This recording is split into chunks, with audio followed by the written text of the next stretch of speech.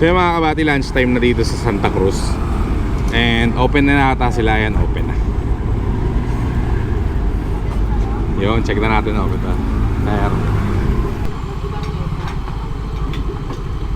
Pero baka pagdating sa amin, ubos na yung ano. Bili na kasi sir eh.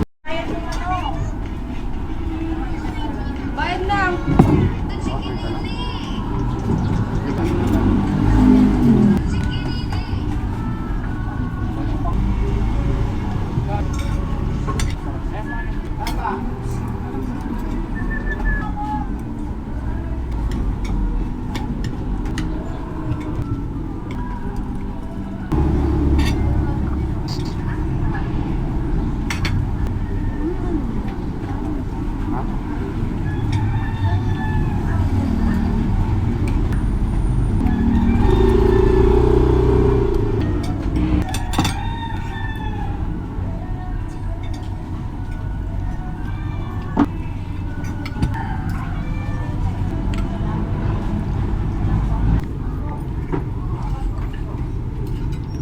kabati, totoo nga ang balita.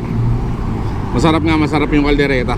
Hindi naman babalik-balikan ng mga tao yun kung simula 1996 kung hindi masarap eh.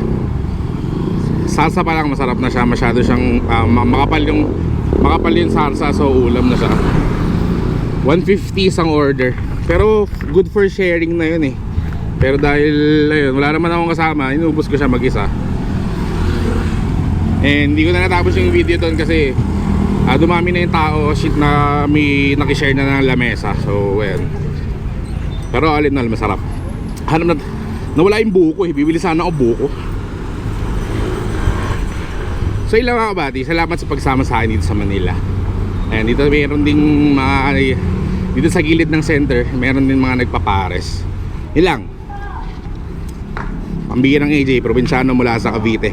Nandito ngayon sa Santa Cruz, Manila. Ayos.